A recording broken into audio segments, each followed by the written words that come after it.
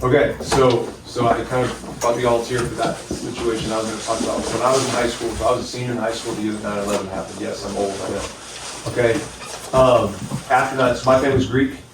My first experience with something like this was after 9/11 occurred.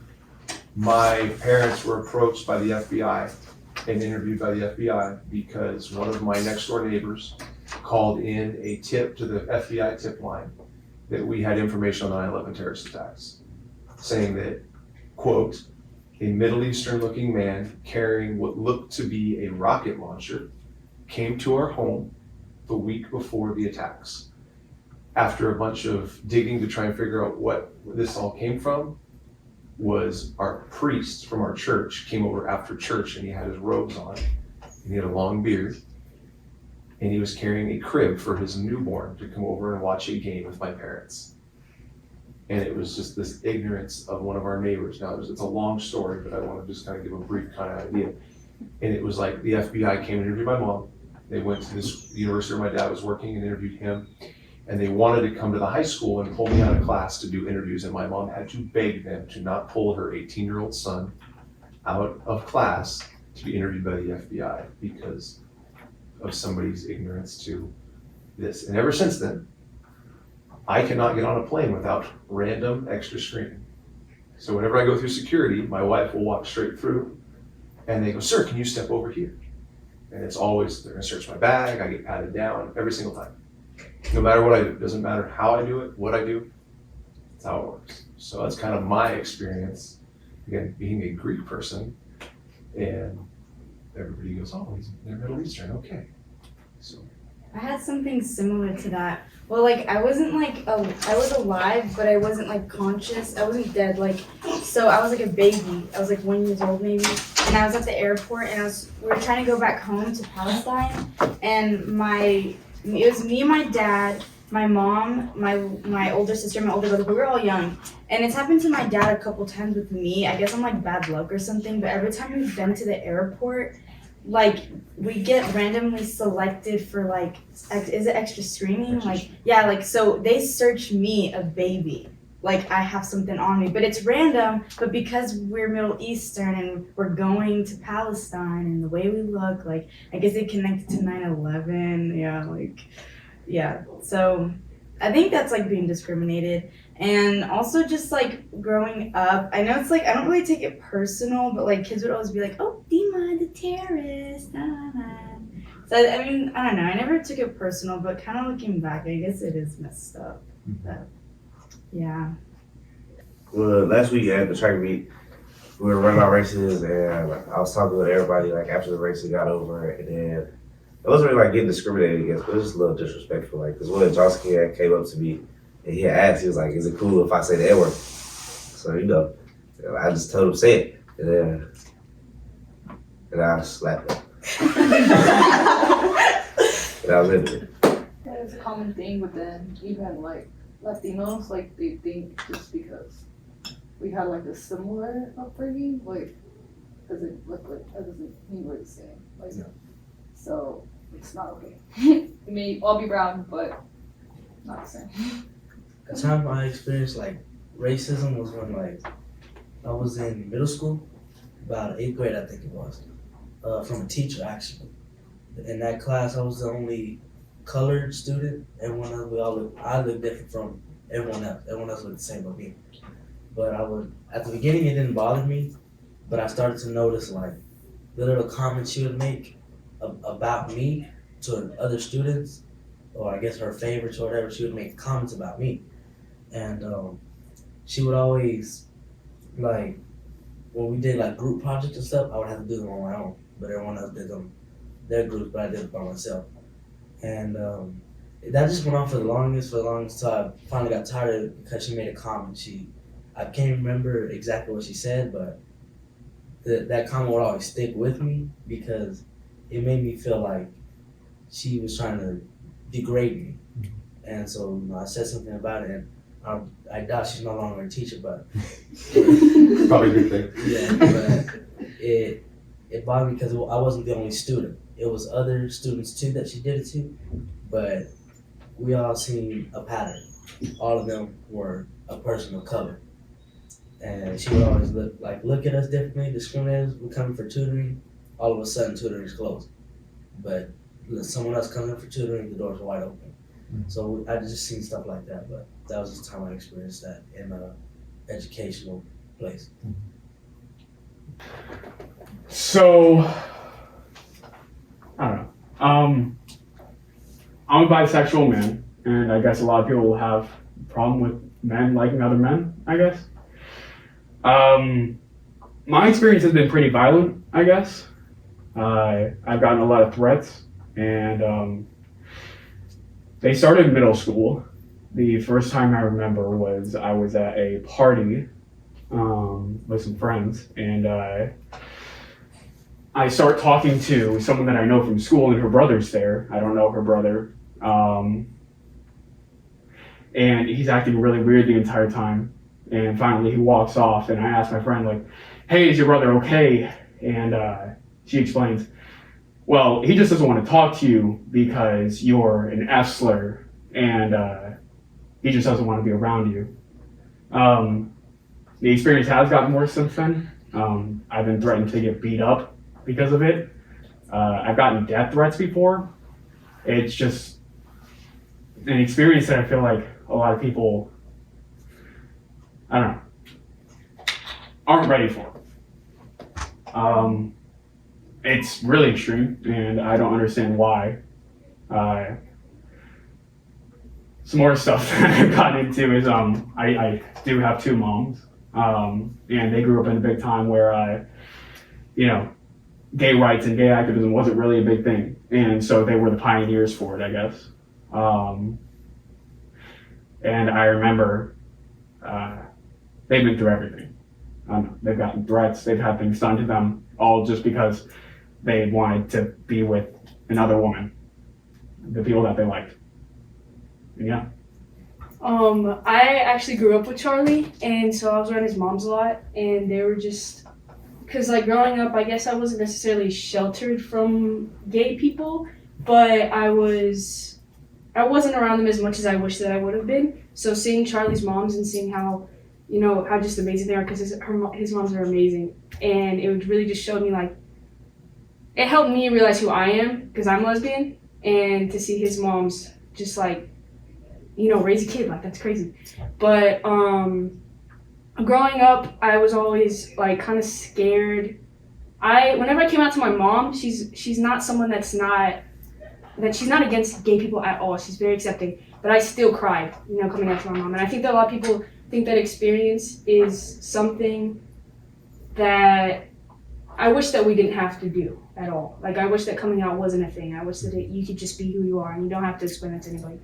But it is a thing. And growing up, I was always super scared to go to like my dad's house, or like anyone that's associated with my dad, because they're all like white and conservative and all this. And I would just try my best not to go to my grandma's house, because whenever I was like 8, I was always a tomboy.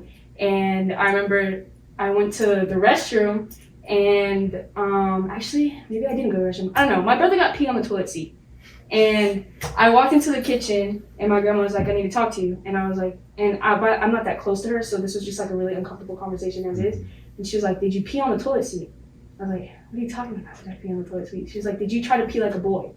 And I was like, no, I didn't try to pee like a boy. And it was just always like a lot of that, and a lot of like, Abby, you need to wear dresses, and stop dressing in baggy clothes, and like, you need to stop wearing jerseys, like, you need to dress like a girl. And it was just like a lot of that. But as time is kind of continuing on, I feel like I've grown into like, everybody here is like super accepting of me, and there's no like, I'm not uncomfortable around people like the way that I used to be, because I used to be super afraid that, she's gonna think I have a crush on her if I talk to her, But now I have these great friends who are all a little bit fruity in their own ways.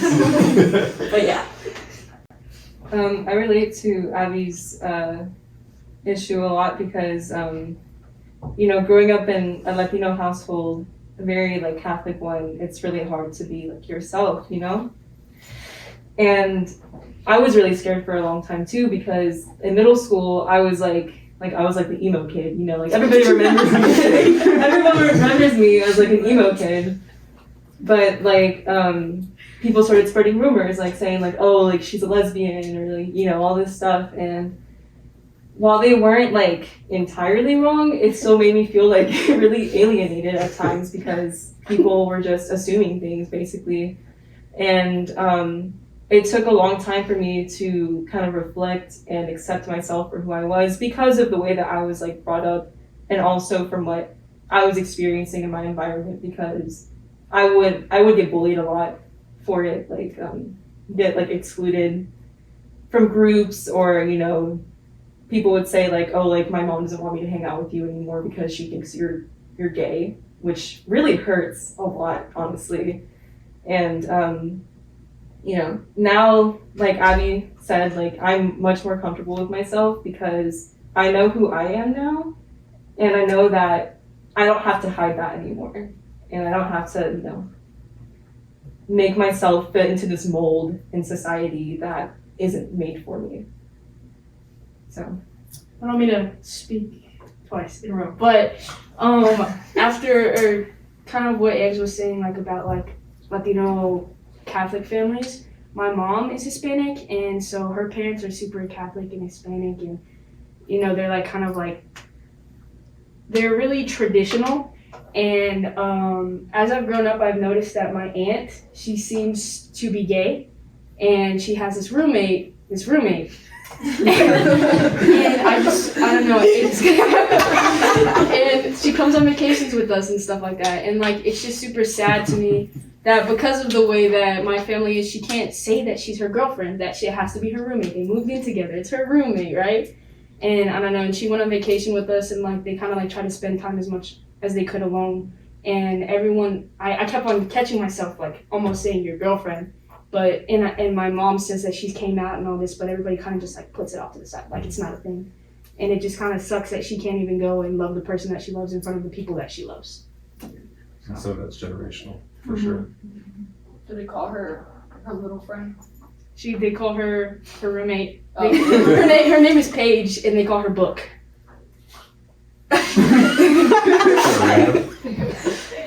So, That's definitely a thing in Mexican Mhm. Catholic family. And my mom was like, don't tell anyone. I'm like, what? yeah, that's what my mom said. Like that, that kind of like defies like the point of coming out, Right. but okay. Like,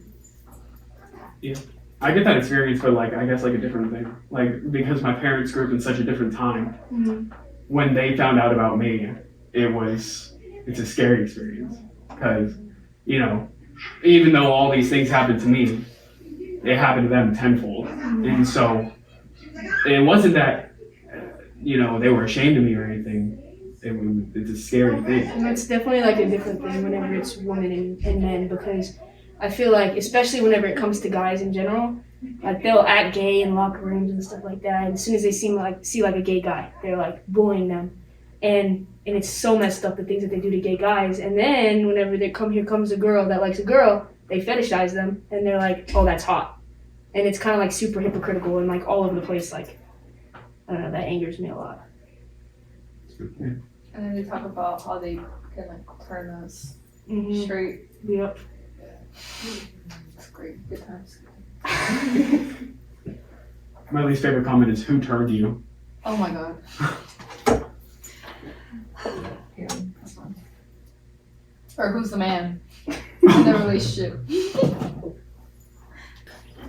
I can't say that I like personally experienced it because I don't know why, but I know like my sisters have, because my sisters, they're a little bit darker than I am, and my sister Faith, she's like, I don't want to say dark skin because she's not a dark skin, but she's like darker than me, and she's like, she got bullied a lot in school because of her complexion, and she's like really, she was insecure about it. Like, I don't think she is now, but she was like very insecure about it.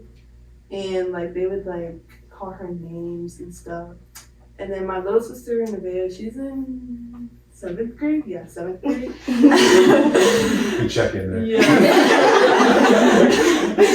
And Nevaeh, like, she doesn't get bullied. Well, yes, she does actually. Like, there's this boy named There's one in Fluffy. And she like came home one day and she was really sad and she was crying. And I was like, why are you crying? And she was like telling me how Fluffy had like called her like a cotton picker and like called and then like went behind and like called. I feel like this is so irrelevant, this comment, but like he called my mom a milf. And then she was like really mad. Like she wasn't mad about the fact that he called her a cotton picker. He was mad at the fact that she was talking about her mom. And I was like, my mom was like really, I was really pissed, but she was really mad about it. And like I can't relate to them because I never like no one's ever like done anything to me. But like I just feel bad like that they went through that because they're a little darker than me. There's not to say like I won't ever experience that, but yeah, that's all I gotta say. That's, you know, that's something, I know when I was in college, is a lot of times the darker your complexion, the more you see it. Yeah. I don't know why. I really don't have an answer for that. It's one of those things, but I did notice that a lot. Because the situation I talked about earlier about the car that I was in, my friend Ramon is very dark. My friend Ramon is very light. And it was totally different. If Ramon was in the front seat, very rarely did you get second looks. If Ramon was in the front seat, you got a lot of second looks. Because it's just, and I don't know why it is, but I think you hit that on the head right there. Because I think the darker the complexion, I think the more attention, for whatever reason, it draws. That negative attention. So. I feel like I don't relate as much as the issues of like color and complexion as far as that goes, but being a Latina in STEM, you're constantly surrounded by boys because I feel like it is male dominated.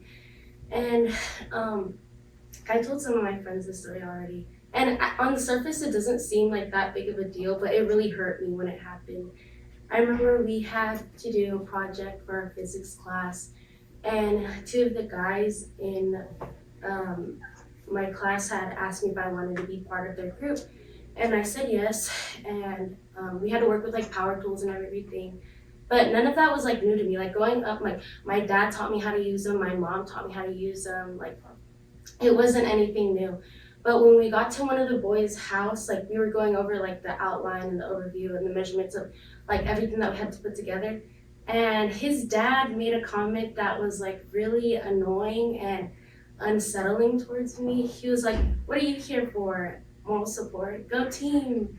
And it pissed me off. I'm not gonna lie, it made me really mad because it made me feel like I wasn't adding as much value to the group as they were when I really was. And I don't know, it's still making me mad.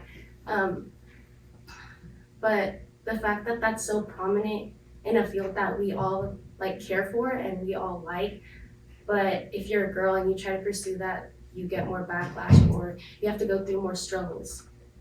That's a lot of things. I mean, in reality, there's a lot of sexism in a lot of fields right now. Medical, engineering, it's huge. Business, yes, absolutely. Don't let them stop you though. Representation is really important. Absolutely. Like even I'm not even like in a big position. I'm literally an intern at CIS. But like kids would rather, a lot of the kids would rather go talk to me than to like my white peer because they like relate to me.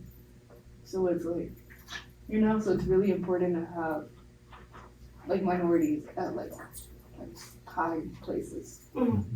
Like, you know, to the extent. Well, I mean, like I also want to pursue something in STEM. I want to do neuroscience, and I met a lot of girls that are in the same major, and that it's just like, it's not really a struggle, but just the fact that like we all had to talk about, oh my God, like you're doing neuroscience, that's so great because we're minorities and we're women.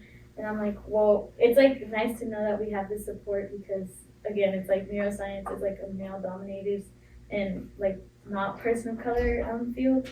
And so it was just surprising because it's like, this shouldn't be a thing that I should be like surprised about, you know, it should just be something that's normalized. Like, oh, you're doing, like, you're a woman in STEM, like, that's so cool. But it's like, it was more like, oh my God, I'm so glad that you are, rather than, oh, like, you're a woman in STEM, like that's cool. Like it wasn't. I don't really know how to explain it, but it's like it should just be something that's normalized, and not like, oh my god, you're a woman in STEM, yay, you know. I feel like we're getting it though. Absolutely. So the last thing I just want to do is just kind of throw ideas out there. Again, I know this isn't the answer by any means to any of this stuff, but like I said, I want this to be an educational thing for people to understand, because I think a lot of you talked about this is an experience that I've had, and I think a lot of people have had them. And sometimes the best way to move forward for some people to recognize it and how to keep pushing is to know they're not alone.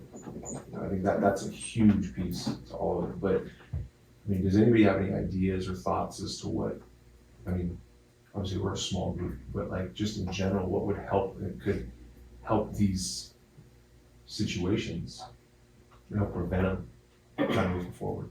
I just think that a lot of people need to get educated, and that's the first step. But no, that's not the first step. The first step is to swallow your pride and to get over yourself. And then you got to realize what you're doing wrong and figure out how to fix it. And you got to learn about things, because you can't sit here seeing everything the way that you saw it at one point and never change. Because if you stay stagnant your whole life, you're never going to make any progress anywhere. Never grow. Exactly. Especially if the world's growing around you, and then you're going to stay in this one spot where you're closed-minded and you view everyone in opposition to you and blah, blah, blah. It's like get educated and learn about things. I guess just not to judge as much and assume like everybody's living their own life. Just because the way you look shouldn't correlate with something. Like, like just because you cover your hair does not mean you are gonna bomb a school. Just because you're gay does not mean, it doesn't mean anything. Like, everybody's kind of living their own life. I really just think we should just all not judge. It's hard, I guess, because like maybe people kind of feed an idea in your head, like you just kind of grow up with like an image in your head of certain things and stereotypes. But I think if we do kind of educate ourselves, or if we have questions, I guess Google it rather than just, discriminate, that kind of thing. I think we should all work on not judging. I feel like we should also continue to have conversations about it. Yeah. And don't be afraid to ask questions. Yeah. Because, you're going to be wrong eventually, but you can't sit there and be afraid of everything. Mm-hmm. And especially start young, start teaching your kids how to treat people like decent human beings, because there's so many different kinds of people out in the world, and that's something that should be celebrated, I think, instead of being demonized and wanting to shelter future generations into seeing this one single worldview. It's not gonna solve any of the problems that we've been having for the past many years. You definitely don't pass bills to shelter more people away from them. I read this quote the other day. It was, "Empowered woman empower woman." And I hate myself for not remembering who it's by. But, Charlie, you're so hard on yourself. But I agree with it. It's like to piggyback off of you, it's like, you start young by, I guess, introducing these ideas young, and what a better way to introduce these ideas than I don't know, everything. And it normalizes it, because this is not some, weird thing that, somebody is. It's it's just a normal thing. You are who you are, you have the skin color that you have, you like who you like, Right. It's just, I feel like it's just such an out of place thing, in the world that we live in right now, even through all the fighting that we've all been through. And I think it really starts with exposure. Well, when it comes to racism, most of us we all need to be taught, see heart, don't see color, because the color doesn't define who you are. It's all about what in your heart. You know what I mean? Also, I think that with racism, I don't see why it's a thing, because under all our skin colors, no matter white, Mexican, black, whatever, we all bleed the same. We all bleed the same color. Mm-hmm. We all bleed red. So which is why I don't see why racism is a thing, because we all look the same on the inside. Doesn't matter what's on the outside. Yeah, we're all created equally. we're all the same, we're all human. Like, that's how it is. Not to like completely contradict you, but I took like a whole like race course at UT and it was taught by like a black professor. And he mentioned something about like not to see color because that also like I guess like you don't see everything that like black people have gone through or like that like Latinos have gone through. So yeah, like because we've gone through like a lot like slavery and then even both Latinos and blacks were like lynched and like dragged by like the police for no reason. Like kids were just that's another story for another day. But like we can't just like not acknowledge it because it's already like buried in history. So like I get where y'all are coming from, like for sure. And then we all have implicit biases. It's like naturally embedded in us through like all the media that we've seen growing up. And so just like being aware of it and like slowly trying like to change it, is really important. Because one of the questions that they ask whenever you're applying to social work, and then you have to reapply again like halfway through your whatever process, is what are some of your biases? So you literally have to write about what biases you have, which I think is really important because something you need to work on and that I'm trying to work on still. So. It's an interesting comment. I worked with a guy when I was in social work that had been taught when he started. It said, somebody asked him, do you judge somebody the first time you meet him? And he says, well, no. And the person he worked with says, you should. And he said, what do you mean? He says, you should judge him the very first time you meet him. You should spend the next week trying to prove yourself wrong, whatever that judgment is. And so what does that do? And he goes, it allows you to see both sides of that person. If you think they're a bad person, you try to prove yourself wrong, make them a good person, then you've seen both sides of them. And I was like, when he first told me that, I looked at him, I had this like inquisitive look, like, what are you talking about? But it's like, as I've gotten older, I've kind of thought it's actually an interesting way to look at it. Like you're saying, it's that embedded bias that you have, but trying to get to know somebody for who they are as opposed to what they are on the surface. I have a story that goes with that. Last semester I had a professor when I saw his name and I looked him up and I was like, this is a white male straight professor teaching a social work class about like trauma and stuff. So I'm over here like, this is gonna be fun. Like, right? I was just like in my head, like not looking forward to it at all. And I started talking to him and like his whole research is on LGBTQ foster youth, and like he's just like the sweetest dude in the whole world, and like the greatest professor, like one of the best professors I've ever had.